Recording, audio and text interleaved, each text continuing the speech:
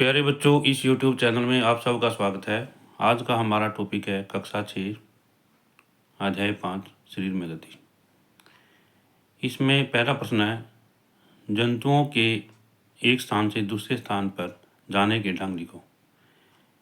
उत्तर है प्यारे बच्चों, चलना, टहलना, दौड़ना, उड़ना, छलांग मारना, रेंगना एवं तैरना आदि जंतुओं के एक स्थान से दूसरे स्थान पर जाने के ढंग हैं। संधि किसे कहते हैं? उत्तर, हमारे शरीर में जिन स्थानों पर अस्थियां एक दूसरे से जुड़ी रहती हैं उन स्थानों को संधि कहते हैं। इससे आगे है, जैसे कोहनी, कंधा एवं गर्दन की संधि। प्रश्न है, हमारे शरीर में संधियों का क्या महत्व है? संधियों के कारण हम चल फिर सकते हैं तथा हमारा शरीर विभिन्न कार्य कर सकता है। संधियों के कारण हम अपने शरीर को मोड़ सकते हैं। प्रश्न, कंदुक खलिका संधि बनाने के लिए एक क्रियाकलाप लिखें।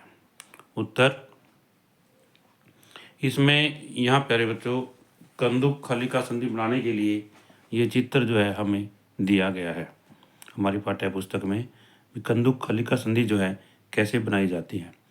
इसमें एक कटोरी होती है, यहाँ पर एक गेंद है और यहाँ पर जो है कागज़ का एक बेलन बना हुआ है। कागज़ की एक पट्टी को एक बेलन के रूप में मोड़िए। रबड़ अथवा प्लास्टिक की एक पुरानी गेंद में एक छेद करके उसमें मुड़े हुए कागज़ के बेलन को डालिए।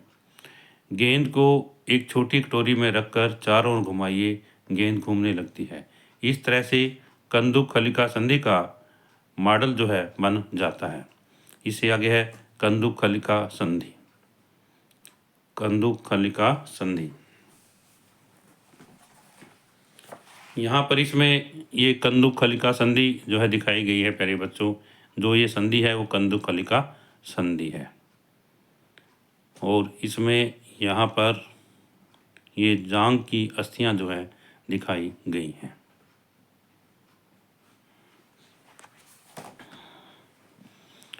कागज का बेलन आपका हाथ है तथा गेंद उसका एक सिरा है। कटोरी कंधे के उस भाग के समान है जिसमें आपका हाथ जुड़ा हुआ है। एक अस्थि का गेंद वाला गोल हिस्सा दूसरी अस्थि के कटोरी रूपी गुहिका में धंसा हुआ है।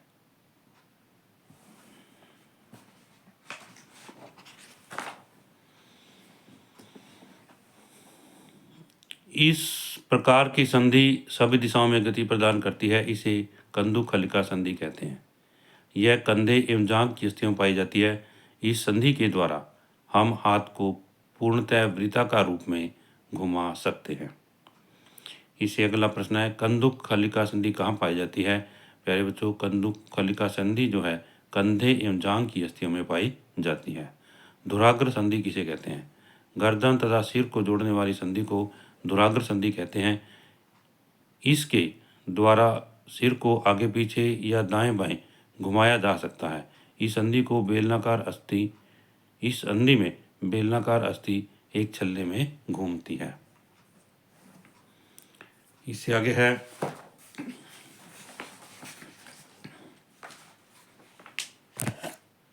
यहाँ पर ये धुराग्र संधि जो है दिखाई गई है और इसमें जो है बेलनाकार अस्थि जो है आगे पीछे जो है घूमती है।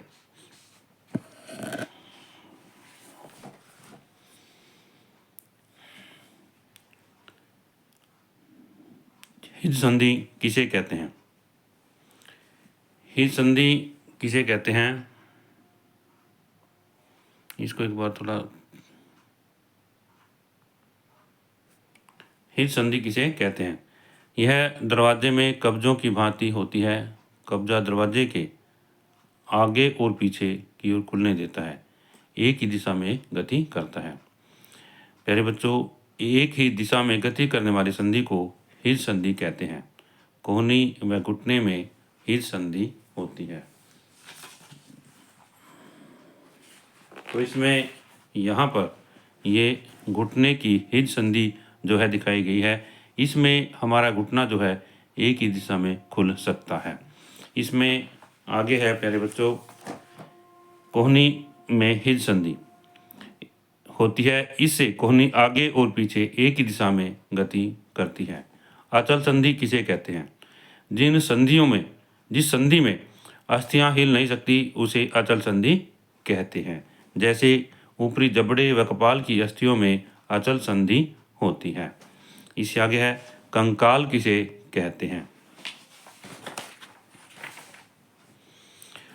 उत्तर, हमारे शरीर की सभी अस्थियां शरीर को आकृति प्रदान करने के लिए एक ढांचे का निर्माण करती है। इस ढांचे को कंकाल कहते हैं। यह अनेक अस्थियों, संधियों एवं उपास्थियों से मिलकर बना होता है। प्रश्न अगला, शरीर में सभी कठोर अस्थियों की आकृति का कैसे पता चल सकता है? एक्सरे के द्वारा। प्यारे बच्चों, हम एक्सरे के द्वारा अस्थियों को देख सकते हैं। कार्पेल किसे कहते हैं? हमारी कलाई लचीली होती है, इसमें अनेक छोटी छोटी अस्थियां होती हैं, इन्हें कार्पेल कहते हैं।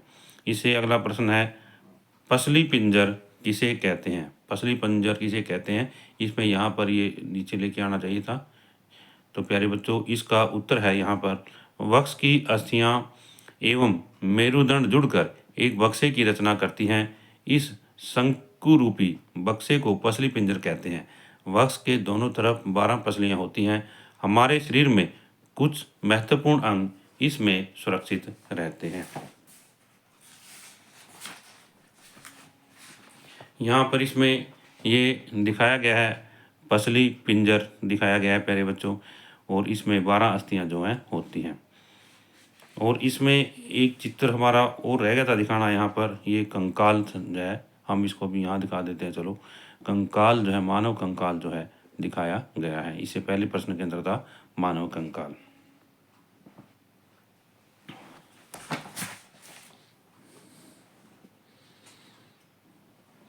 इससे आगे है, कशेरुका किसे कहते हैं? मेरुदंड अनेक छोटी छोटी अस्थियों से बना है, जिन्हें कशेरुका कहते हैं। मेरुदंड 33 कशेरुकाओं का बना होता है। मेरुदंड यह गर्दन से प्रारंभ होकर पीठ के नीचे की ओर जाता है। इसमें अनेक छोटी छोटी अस्थियां होती हैं, जिन्हें कशेरुका कहते हैं। यह 33 कशेरुकाओं का बना होता है। तो इसमें यहाँ पर जो है मेरुदंड का चित्र दिखाया गया है कि मेरुदंड जो है कैसा होता है और किस आकार का होता है। इसमें 33 जो है कशेरुकाएँ होती हैं। तो प्यारे बच्चों, यहाँ पर जो है ये चित्र है, यहाँ पर हम इसको छोटा करके भी देख सकते हैं।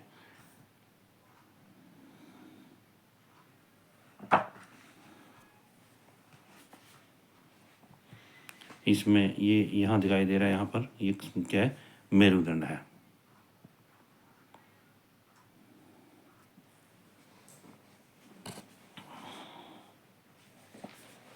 इसके बाद आगे है श्रेणी अस्थियां। ये बक्से के समान संरचना बनाती हैं तथा अमाशय के नीचे पाए जाने वाले, एक छोटा करते हैं कोई,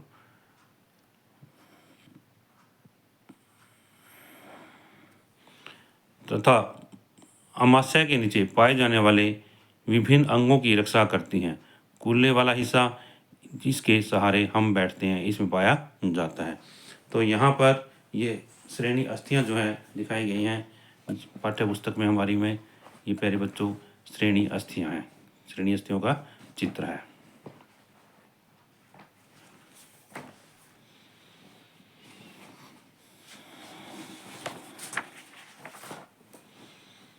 इससे आगे है खोपड़ी।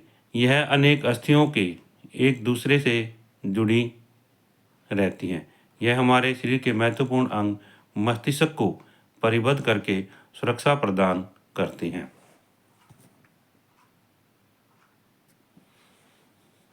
उपास्थि,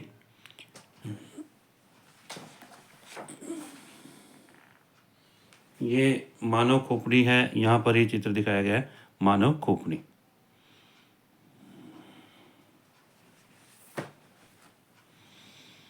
उपास्थि ये हड्डियों की तरह कठोर नहीं होती, इन्हें मोड़ा जा सकता है।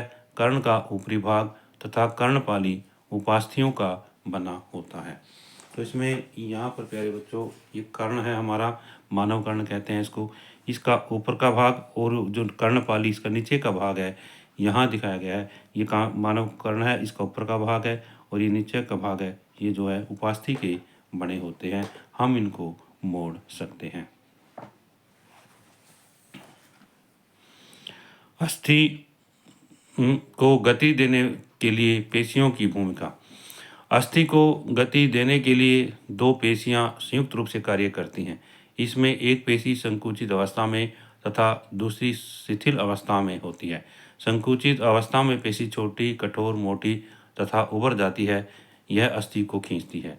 शिथिल होने पर पेशियां पेशियां शिथिल होने पर पेशियां लंबाई में बढ़कर पतली हो जाती हैं। इसमें आर्ग्यूमेंट दिया है। अस्थि को विपरीत दिशा में गति करने के लिए अब स्थिर पेशी सिकुड़कर अस्थि को अपनी पूर्व स्थिति में खींचती है, जबकि पहली पेशी अब स्थिर हो जाती है। इसलिए एक अस्थि को गति देने के लिए दो पेशियां संयुक्त रूप में काम करती हैं। तो इसमें यहाँ पर प्यारे बच्चों ये पेशियां दिखाई गई हैं। इसमें यहाँ पर ये जब सिकुड़ जाती है तो ये इसके आकार ऐसा हो जाता है, जब फैलती है तो इसका जो है पतली हो जाती है।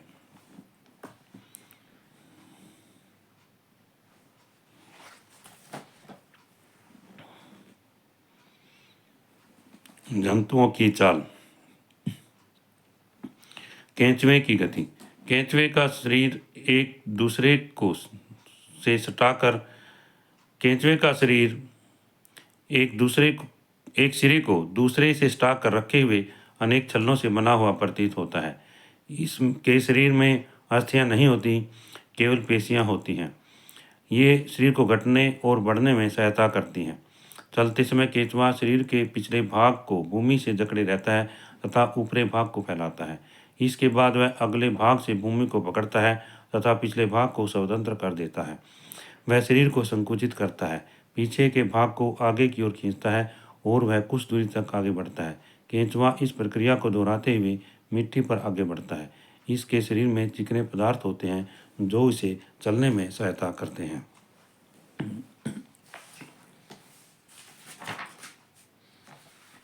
यहाँ पर ये केंचुए की गति जो है दिखाई गई है और किस तरह से केंचुआ जो है पृथ्वी पर गति करता है।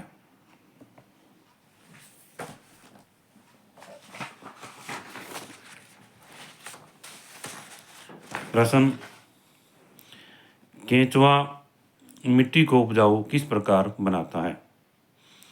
केंचुआ गति करते समय रास्ते में आने वाली मिट्टी को खाता है। उसका शरीर बिना पचे हुए पदार्थ को बाहर निकाल देता है। इसके द्वारा किया गया यह कार्य मिट्टी को उपजाऊ बना देता है, जिससे पौधों को फायदा होता है। घोंगा। इसकी पीठ पर गोल संरचना होती है जिसे कवच कहते हैं। यह घोंगे का बाह्य कंकाल होता है। इसका एक सिर व एक पैर होता है। यह दृढ़ पेशियों का बना होता है। तो इसमें यहाँ पर ये घोंगे का चित्र जो है दिखाया गया है। इसके बाद में अगला है तिलचट्टा व काकरोच। काकरोच प्यारे बच्चों, इसमें ये तिलचट्टा है भी कहते हैं इसको, या काकरोच भी कहते हैं, ये इसमें दिखाया गया है। इसके 3 जोड़ी पैर होते हैं जो चलने में सहायता करते हैं। इसका शरीर कठोर बाह्य कंकाल के द्वारा ढका हुआ होता है। वक्ष से 2 जोड़े पंख भी जुड़े हुए होते हैं। अगले पैर संकरे और पिछले पैर चौड़े और बहुत पतले होते हैं। तिलचट्टे में विशेष पेशियां होती हैं। पैरों की पेशियां उन्हें चलने में सहायता करती हैं। वक्ष की पेशियां तिलचट्टे के उड़ने के समय उसके पैरों को गति देती हैं। यह जमीन पर चलता है, दीवार पर चढ़ता है तथा वायु में उड़ता भी है। पक्षी। इसकी अस्थियां हल्की एवं मजबूत होती हैं। पिछले पैरों की अस्थियां चलने एवं बैठने के लिए अनुकूलित होती हैं। अगले पैर अस्थियां रूपांतरित होकर पंख में बन जाती हैं। इसके कंधे की अस्थियां मजबूत होती हैं तथा ये हवा में उड़ते हुए भूमि पर चलते हैं। तो इसमें यहाँ पर ये पक्षी की जो है चित्र दिखाया गया है और ये उसका कंकाल है। इसकी हड्डियां क्या है, खोखली होती हैं, इनमें वायु भरी होती है और ये खोखली हड्डियां जो है इनको उड़ने में सहायता करती हैं। इनकी चोंच जो है नुकीली होती है और ताकि उड़ने में सहायता करती है।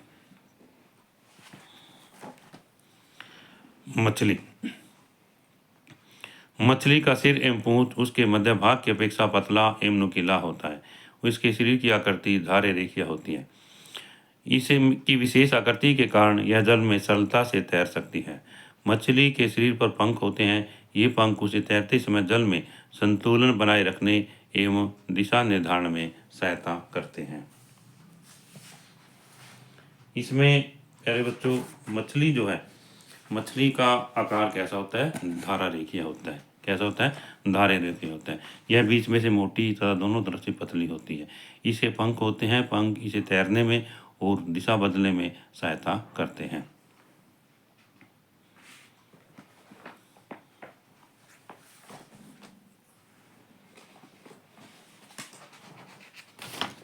सर्प कैसे चलते हैं। सर्प का मेरुदंड लंबा होता है। इसके शरीर की पेशियां क्षीण एवं असंख्य होती हैं। ये परस्पर जुड़ी होती हैं। पेशियां मेरुदंड, पसलियों एवं त्वचा को एक दूसरे से जोड़ती हैं। इसका शरीर अनेक वलय में मुड़ा होता है। प्रत्येक वलय इसे आगे की ओर धकेलता है। इस कारण सर्प बहुत तेज गति से आगे की ओर बढ़ता है, परंतु सरल रेखा में नहीं। यहाँ पर इसमें प्यारे बच्चों सर्प की गति जो है दिखाई गई है कि सर्प जो है कैसे गति करता है और वो टेढ़ी मेढ़ा जो है क्यों चलता है, मुड़ करके क्यों चलता है।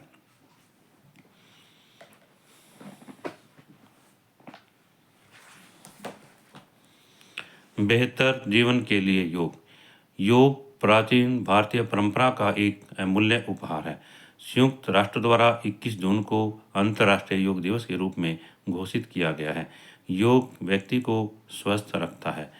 इससे शरीर की सभी मांसपेशियां सक्रिय रहती हैं। इससे हृदय भी स्वस्थ रहता है। इससे वह अधिक दक्षता से कार्य करता है। कुछ योगासन ऐसे हैं जिन्हें एक प्रशिक्षित व्यक्ति की देख रेख में ही किया जाना चाहिए। प्यारे बच्चों, यदि यह वीडियो आपको अच्छी लगे तो आप इस वीडियो को लाइक ज़रूर करना और जिन बच्चों ने अभी तक इस चैनल को सब्सक्राइब नहीं किया है वो इस चैनल को सब्सक्राइब ज़रूर करना, ताकि आपको मैथ व साइंस की वीडियो मिलती रहे।